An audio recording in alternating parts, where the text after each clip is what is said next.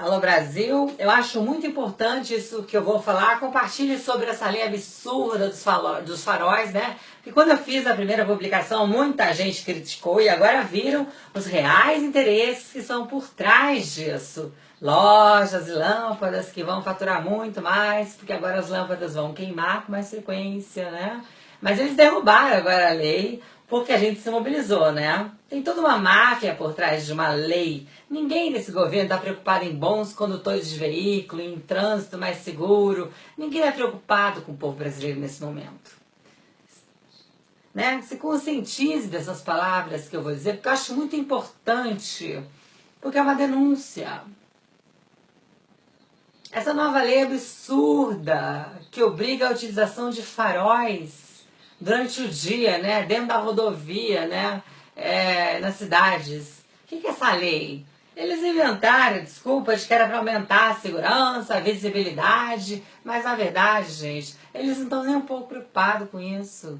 O que eles querem é grana, não existe nada disso. Tanto que ela foi derrubada aí pelo juiz. Em outros países do mundo, é cultural usar. Eles usam porque é cultural, faz parte da cultura deles. Assim como parar na faixa de trânsito, você tem alguns países que você não precisa nem sair do país. Vai para Brasília, por exemplo, você para na faixa de trânsito, os carros param para você e você passa. Uma cidade como Sorocaba, por exemplo, se você parar na faixa de trânsito, o carro ainda vem em cima de você. Então, assim, é uma questão cultural. Alemanha, Estados Unidos, Japão, tudo cultural. Não são leis impostas. Aqui queriam transformar em lei, queriam multar as pessoas porque estavam com os faróis desligados nas rodovias. Lá nos Estados Unidos tem velocidades muito maiores que você tem que usar e você não é multado muitas vezes lá, porque lá as leis priorizam a população e não o dinheiro público do contribuinte. A questão é a seguinte: os radares móveis das rodovias, eles têm um erro de cerca de 40% a 50%, mais ou menos, na detecção da alta velocidade. Com os faróis desligados, o farol funciona como uma espécie de ponto de referência para o laser conseguir acertar, entendeu? Então o erro cai para 2%, mais ou menos. Quem aqui nunca recebeu uma multa errada? E aí quando você deu um zoom melhor, você percebeu que a placa não era sua.